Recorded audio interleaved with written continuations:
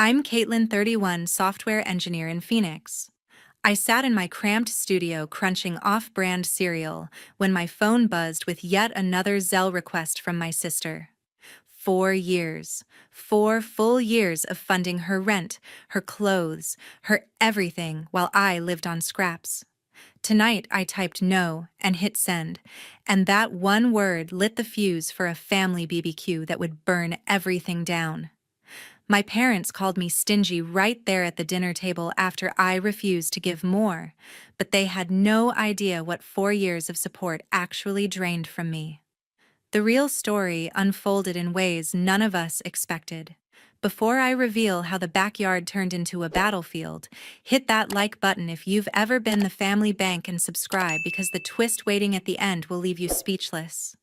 4 years earlier in Seattle, rain tapped against my apartment window as I microwaved another pack of instant noodles. A knock came at the door, urgent and uneven. I opened it to find my younger sister Jocelyn standing there, 25, fresh out of graphic design school, eyes swollen from crying. She dropped her soaked backpack and collapsed onto my couch without a word at first. When she finally spoke, her voice cracked. "Sis, I'm in deep trouble. I racked up $10,000 on credit cards during senior year party supplies, stupid stuff I thought I could handle later." I set the noodles aside and sat across from her, watching her twist the hem of her hoodie. She explained how the minimum payments were eating her alive now that she had no income, and our parents in Tucson had discovered the statements. Dad had given her an ultimatum: sort it out by month's end or figure life on her own. My stomach knotted. I had always been the fixer, the one with the steady job as a software engineer. Jocelyn was the creative spark, the one who lit up rooms. Seeing her this broken pulled at something deep. I asked how the debt had climbed so high. She shrugged, embarrassed. Late-night food runs, portfolio materials, going out to stay inspired. It snowballed. Those puppy dog eyes she had used since childhood surfaced again. "You're the only one who can help. I swear, give me 6 months to land a design gig and I'll pay back every cent." I thought about the times she had dragged me to her college art shows, made me feel included, even when I felt out of place. This was my chance to return the favor. I pulled out my phone, opened the banking app, and transferred $12,000 to clear the cards, 2 extra for a fresh start. She stared at the confirmation screen, tears shifting from panic to relief. Within days, she found a modest studio in Austin for $1,400 a month. I covered the security deposit and first month's rent, then helped her pick out basic furniture from discount stores. She talked nonstop about job boards, freelance sites, and building her portfolio. Watching her unpack boxes and pin mood boards to the wall filled me with quiet hope. This could be the push she needed to stand on her own. I called our parents that evening on video. Mom Susan beamed the moment Jocelyn's face appeared on screen. "Your sister is a lifesaver," she said, voice thick with pride. Dad Mark nodded vigorously. "Taking care of family like that, real maturity. We're proud of you both." For the first time in years, their approval landed squarely on me. Jocelyn kept thanking me in texts, sending photos of her new workspace, promising updates on interviews. The first couple of months felt promising. She submitted applications daily, attended virtual portfolio reviews, and sounded energized. I believed the 6-month timeline was realistic. She even sent me screenshots of rejection emails explaining how competitive the Austin design scene was. "They want 2 years of experience," she texted one night. "I'm building side projects to fill the gap." I encouraged her, shared job boards, and kept the transfers coming, rent, utilities, a cheap laptop upgrade, so her software ran smoothly. Each time she said, "just a little longer." I started tracking expenses in a simple spreadsheet, not out of suspicion yet, but to make sure I stayed on budget. My own savings for a down payment sat untouched, but I told myself it was temporary. Jocelyn's gratitude felt genuine. She FaceTimed from coffee shops between interviews, showed me mock-ups she was proud of, and always ended with, "I owe you big time." One evening, she called excited about a potential freelance client who needed branding for a local cafe. If this lands, I can cover groceries myself, she said. I smiled, transferred another $800 for the month, and crossed my fingers. The client fell through 2 weeks later. Budget cuts, she explained, but she was already lining up the next lead. Our parents checked in regularly. Mom asked if Jocelyn was eating well.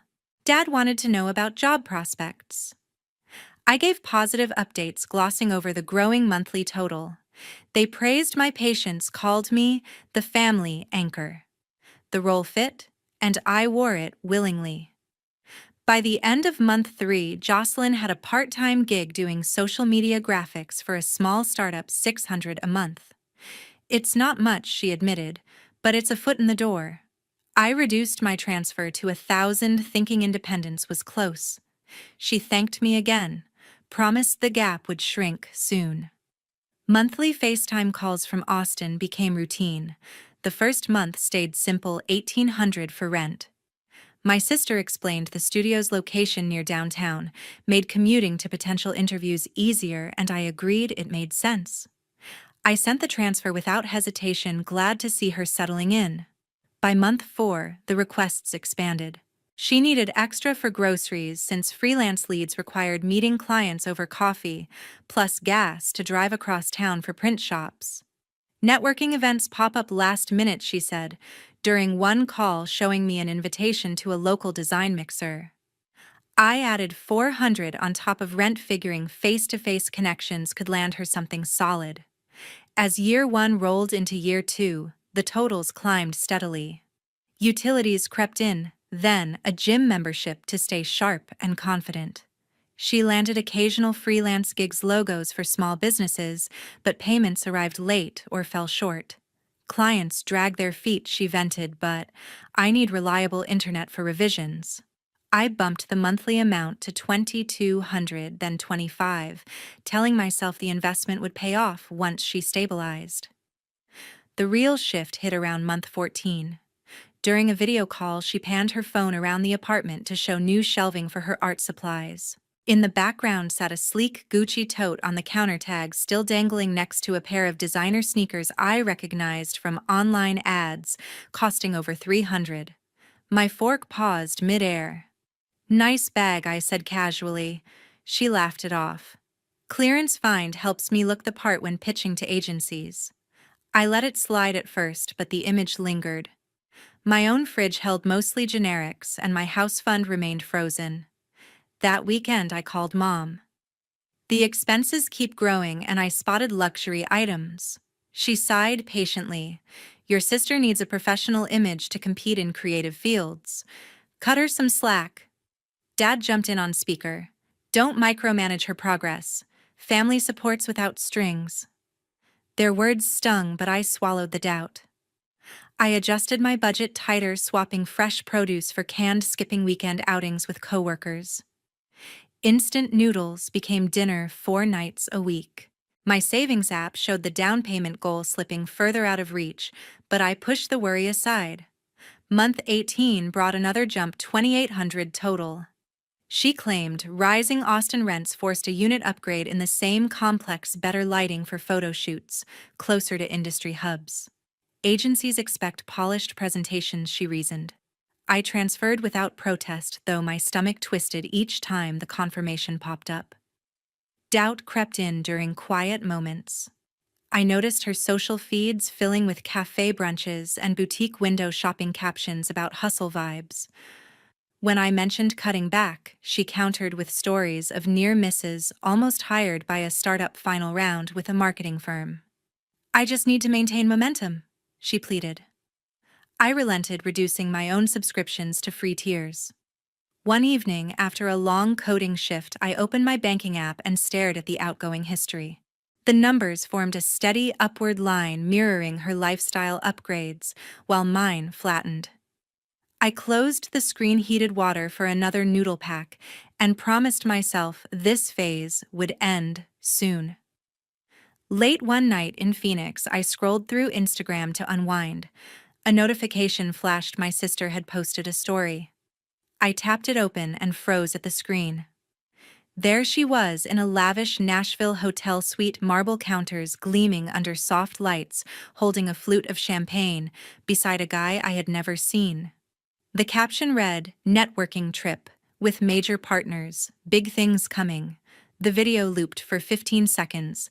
They clinked glasses, laughed at some inside joke.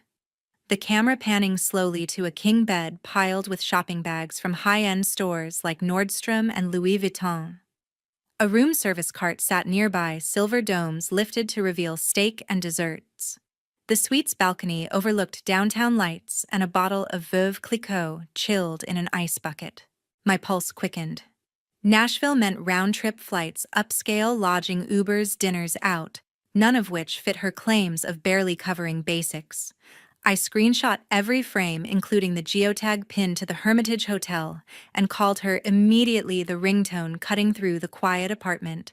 She answered on the third buzz, voice bubbly from whatever celebration was unfolding, music thumping faintly in the background. "Hey, what's up? Kind of in the middle of something. Who's paying for a $500 a night suite?" I asked, keeping my tone even despite the heat rising in my chest. She hesitated for a split second, then laughed lightly. "Relax, it's Tyler, my boyfriend. He got a huge work bonus and surprised me with the getaway. I didn't touch your money for this, promise. It's all on him." Tyler leaned into frame, then waving casually with a wide grin, introducing himself smoothly.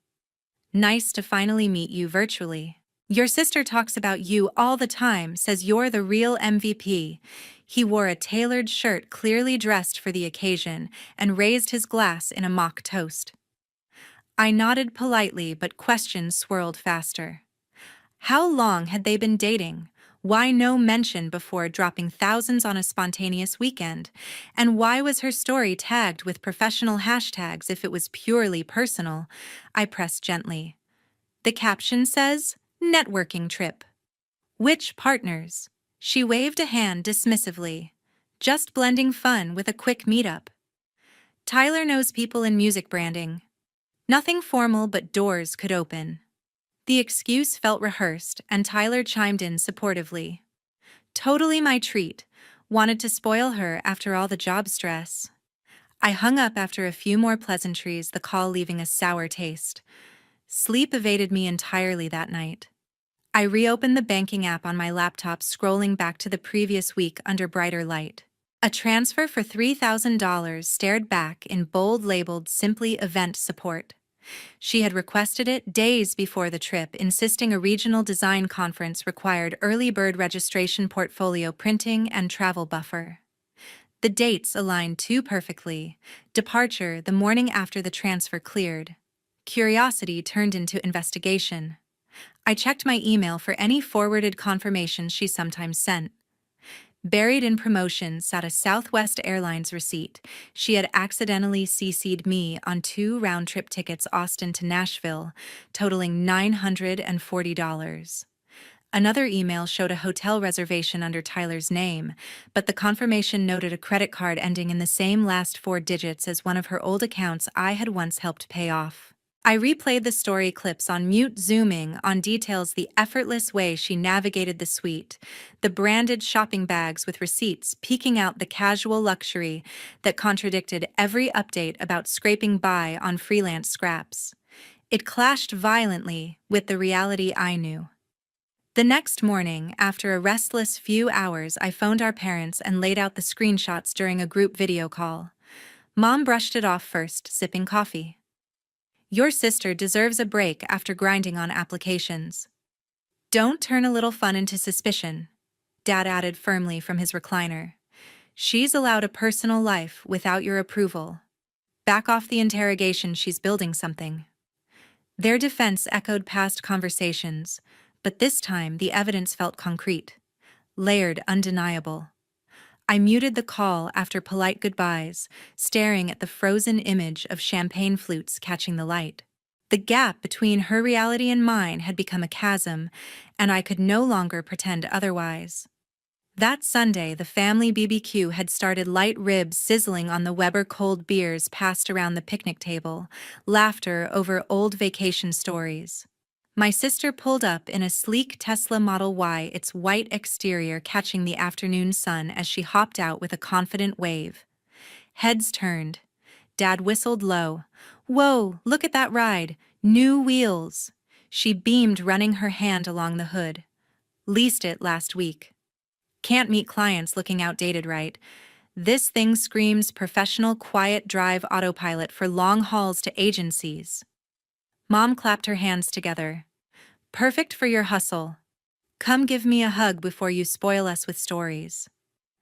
I watched from my lawn chair, sipping iced tea, the numbers from years of transfers flashing unbidden. The car's lease sticker still peeked from the window. Model Y long range, 49,000 base. I waited for the right opening as plates filled with coleslaw and corn. "Nice upgrade," I said mildly over the clatter of forks. "How's the final semester tuition looking? Deadline's next month?" "Yeah." Her fork stopped halfway to her mouth. The backyard chatter dipped slightly, everyone glancing her way. She set the utensil down carefully, forcing a smile. "Oh, it's handled. I've got a payment plan in motion." The words hung vague, and I caught the flicker in her eyes.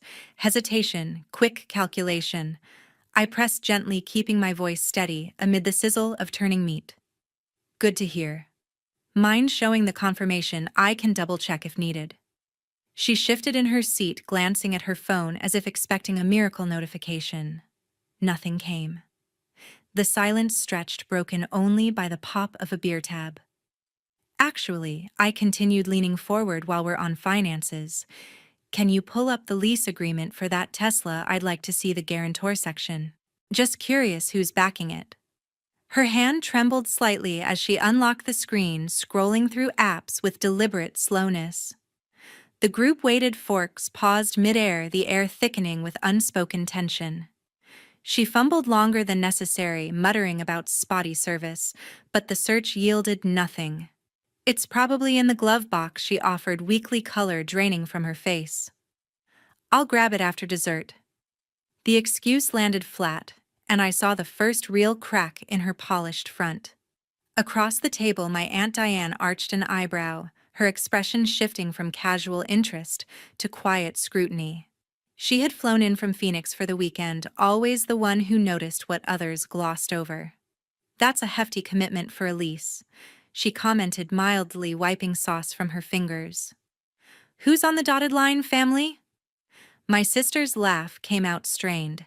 "It's all set through the dealer, great rates for new grads." But her eyes darted to her plate, avoiding the circle of faces now fully tuned in.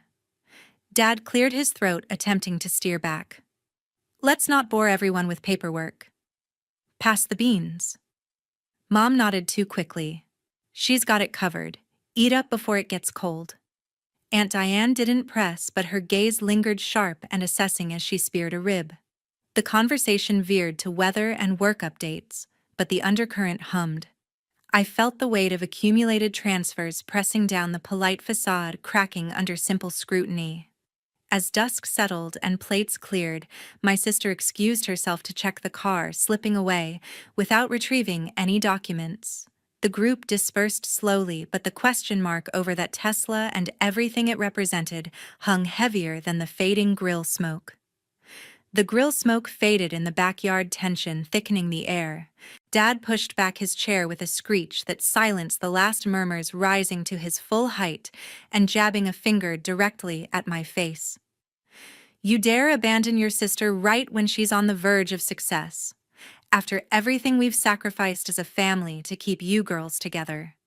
His voice boomed across the picnic table, veins bulging at his temples, drawing sharp intakes of breath from cousins who had been mid-bite on ribs. The string lights overhead swayed slightly in the evening breeze, casting flickering shadows over stunned expressions. Mom's eyes welled up instantly, tears spilling down her cheeks as she clutched her crumpled napkin like a lifeline. "All the years we raised you to share, to care, to put family first. Now you act this stingy and cruel. It's shameful, truly heartbreaking, and it breaks my heart to see you turn your back on blood." She dabbed frantically at her face with the napkin, voice cracking between heaving sobs, prompting a cousin to slide a box of tissues across the table. Another relative shifted uncomfortably, eyes darting between us. My aunt leaned back in her folding chair, arms crossed tightly over her sundress, watching the unfolding drama with a measured silence that spoke volumes. The picnic table laden with half-eaten coleslaw bowls and corn cobs felt suddenly claustrophobic, every seat occupied by a mix of judgment, discomfort, or reluctant sympathy.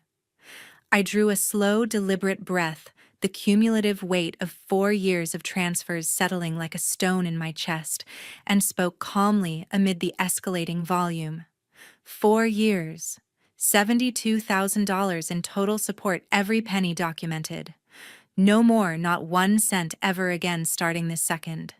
The declaration landed like a thunderclap in the open air. Dad's face flushed deeper, crimson mouth opening wide for another explosive retort, but I pressed on evenly, voice steady despite the pounding in my ears.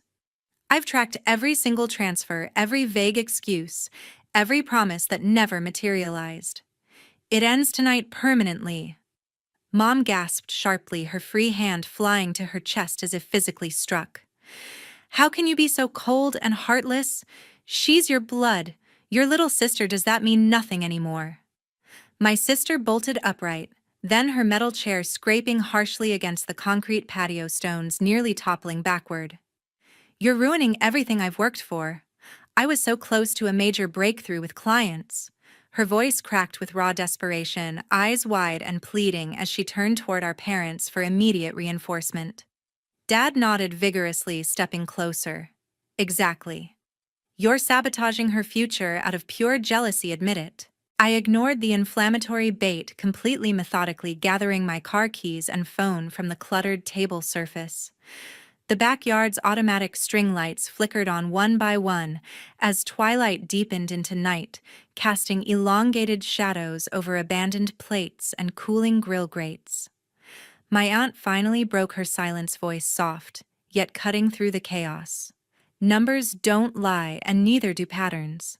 Maybe it's past time everyone listened to the facts instead of feelings. Her words hung briefly, but Mom's renewed wave of crying drowned them out, drawing more sympathetic pats on the back from relatives. Standing tall, I addressed the entire group one final time, my tone resolute and unyielding. I'm done being the endless, unquestioned backup plan while my own life stalls. Enjoy the rest of the evening without this burden. Dad lunged forward, impulsively planting himself squarely in my path toward the side gate.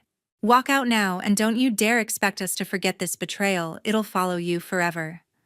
I met his glare without flinching. The betrayal started long before tonight, and it wasn't from me. My sister shouted after me as I sidestepped Dad and strode purposefully toward the gate. You'll regret this deeply. When I make it big and famous, you'll be begging on your knees for forgiveness. The venomous words echoed off the wooden fence and neighboring houses, but I kept my pace steady, the gravel pathway crunching rhythmically under my shoes. Mom called my name once more, her voice a pleading wail laced with hysteria, yet no one rose to follow or intervene. Sliding into the driver's seat of my modest sedan, I started the engine with a low hum and pulled away from the curb without looking back. The BBQ lights and silhouetted figures shrank rapidly in the rearview mirror, the heated voices fading into the desert night. The 2-hour drive back to Phoenix stretched ahead on the dark interstate, quiet and resolute, every mile reinforcing the final, unbreakable line I had drawn in the dust. A week later in Phoenix, I sat at my desk compiling evidence. The idea struck during a quiet evening, a 3-minute video montage to lay everything bare without another wordy confrontation. I opened CapCut on my laptop and dragged in screenshots of Zelle transfers stretching back 4 years, timestamps glowing in neat rows. Next came the Nashville Instagram stories, champagne flutes, luxury suite shopping bags, frozen frames with dates overlaid. I added photos of the Tesla from the BBQ lease sticker visible, and a simple spreadsheet tallying $72,000 in outgoing funds. For the voiceover, I recorded a calm narration in one take. This is what 4 years of support looked like. Every dollar, every excuse, every luxury it funded. No anger, just facts layered over soft background music. I exported the file, titled it plainly, and hovered over the send button in the family group chat. My finger trembled slightly, but resolve won. I added my aunt and her boyfriend to the recipients, then hit share. The chat exploded within minutes. Dad typed first furious emojis demands to take it down. Mom sent voice notes pleading through tears. My sister fired off a string of texts calling me vindictive and jealous. My aunt responded with a single thumbs-up emoji followed by a private message: truth needed air. Proud of you. Her boyfriend stayed silent at first, then left the chat entirely. Consequences unfolded faster than anticipated. 2 days later, my sister called in a panic. Her part-time social media job at the startup had slashed her hours to zero. The boss, a mutual connection in Austin's design circle, had seen the video circulating and cited reputational risk in an email. She begged me to delete it, promising repayment plans, but I declined politely. That same evening, a text from her boyfriend popped up. "This family drama is too much. I'm out, wish you the best." No explanation beyond avoiding the mess. She forwarded it to the group with crying emojis, blaming me for ruining her relationship.